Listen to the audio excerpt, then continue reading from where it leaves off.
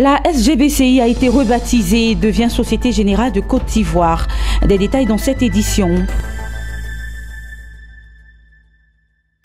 Bienvenue à vous, très chers téléspectateurs. En Côte d'Ivoire, la SGBCI a été rebaptisée et devient Société Générale de Côte d'Ivoire. Cette banque se met ainsi en conformité avec les autres filiales de la française Société Générale et entend renforcer son engagement aux côtés de ses clients pour la réalisation de leurs projets. Des détails avec Lawani Babatunde et Gilbert Lyon. Installée en Côte d'Ivoire depuis 1962 sous l'appellation SGBCI, la filiale ivoirienne de Société Générale devient Société Générale Côte d'Ivoire. 57 ans pour mettre sa nomenclature en conformité avec celle du groupe de banques français auquel elle appartient. Un changement de nom juridique et commercial à associer désormais avec C'est vous l'avenir, sa nouvelle signature. C'est vous l'avenir, c'est un message positif qui s'ouvre à nos clients, qui s'ouvre à nos collaborateurs et qui montre que Société Générale Côte d'Ivoire est un acteur du développement à la fois des pays dans lesquels nous sommes et puis aussi de nos clients et de nos collaborateurs. Première banque en Côte d'Ivoire, avec 19% des parts de ressources, Société Générale Côte d'Ivoire veut conserver son leadership face à une concurrence sans merci. Elle ne manque pas d'idées pour toujours tirer son épingle du jeu devant la vingtaine de banques dénombrées dans le pays.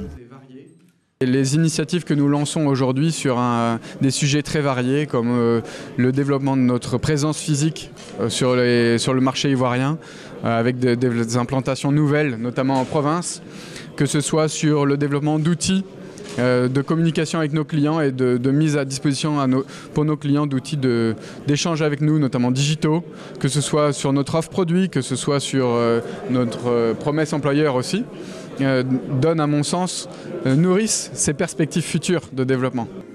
Le financement des PME est une question essentielle pour cette filiale ivoirienne de la française Société Générale. Une enveloppe de 150 milliards de francs CFA a été allouée en 2018 en faveur de la croissance de ces jeunes entreprises. Elle compte prochainement doubler ce montant pour atteindre au moins 300 millions de francs CFA. Toujours en Côte d'Ivoire et cette fois à Diokwe, où à peine avoir pris fonction, le maire de la commune doit faire face aux besoins d'urgence de la population. Ce mardi matin, ce sont les femmes de Diokwe qui ont organisé une marche sur la mairie de cette commune pour dénoncer l'insularité dans le marché et le coût des taxes élevées. Des explications avec Théodore Kanga.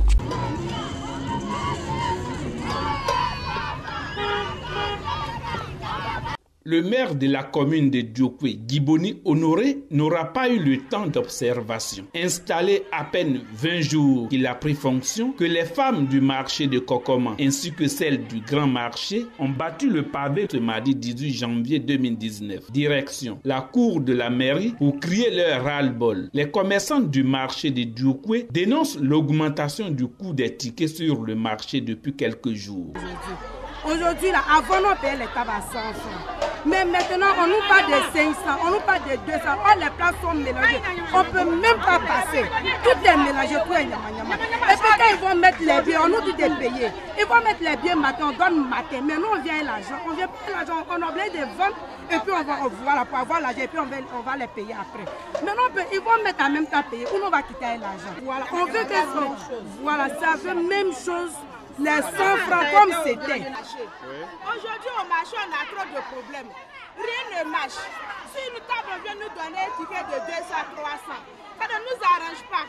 Même les bagages qu'on ne vend pas, c'est qu'on a escorté derrière nous. Tout ça on met bien dessus. Ça ne marche pas. C'est les petits commerces sont faits pour aider nos maris, pour aider les enfants. Autre sujet de protestation des commerçantes, l'insalubrité dans le marché.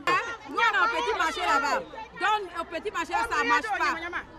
Là-bas, les ordures, là, c'est rempli là-bas, ils n'ont pas ramassé. Et puis les ordures sont trop, les ordures sont trop.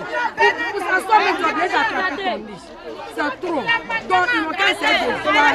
Tout est devenu dégueulasse au marché. Ils n'ont qu'à essayer de voir. La mairie dénonce, elle aussi, la mauvaise foi des femmes. Car, selon elle, les efforts sont faits au quotidien pour garder le marché propre.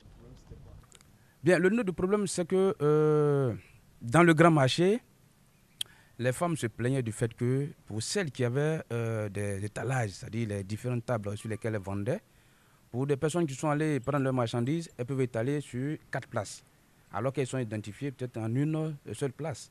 Et chose que la mairie n'a pas voulu, c'est de dire aux femmes-là de pouvoir payer ces 4 places, puisqu'elles ont occupé ces places-là. Alors, mais l'information n'est pas passée. Alors, mais elles sont venues, on leur a expliqué, elles ont compris, elles ont pris bonne note, elles ont bien compris, et que désormais, elles vont s'attirer, n'est-ce pas, à s'acquitter des frais que la mairie leur demande de payer. Parlant de l'augmentation des tickets, la mairie s'est indignée de certains prestataires de services. Donc les encaissements sont faits, le contrat a expiré. Alors, le maire l'a reçu, on a discuté, on lui avait donné un certain nombre de tâches, comme quoi elle devrait faire l'encaissement et qu'elle nous fasse, n'est-ce pas, un retour. Donc elle a eu les tickets normaux, mais il savait qu'elle est partie, au lieu de leur donner les tickets d'un montant de 100 francs, elle préfère leur donner 2 tickets de 100 francs. Ce qui, normalement, qui était contraire à nos règles ici. Parce que, quotidiennement, les femmes payaient 100 francs. Et on leur donne les tickets deux tickets de 100 francs qui donnent un montant de 200. Chose qu'elles n'ont pas voulu accepter. Voilà pourquoi elles se sont soulevées. Au nom du maire de Diokwe, Yao Brou Lambert, deuxième adjoint au maire, entouré de ses collègues, ont appelé au calme avant de rassurer les commerçantes de la volonté du conseil municipal à apporter des solutions idoines. Commerçantes et autorités municipales se sont entendues sur le règlement des différends. Le calme est revenu au marché. Et puis 2 informations en images pour refermer cette édition.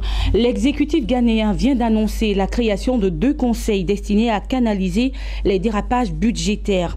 Ainsi, le conseil fiscal et le conseil pour la stabilité financière œuvreront en coordination avec les instances de régulation que sont la Banque centrale, la Commission nationale d'assurance, l'autorité en charge des pensions et le régulateur des marchés. Notons que la création de ce conseil intervient dans le cadre des lois sur la responsabilité fiscale. Et puis le président de la Banque mondiale, Jim Yong Kim, en poste depuis 6 ans, a annoncé lundi dernier sa démission effective le 1er février prochain. Dans un communiqué, il indique seulement qu'il va rejoindre une société d'investissement pour se focaliser sur les investissements dans les infrastructures des pays en voie de développement. Ainsi se referme cette édition que nous avons pris du bonheur à vous présenter. Merci de rester sur Business 24 Africa. Au revoir.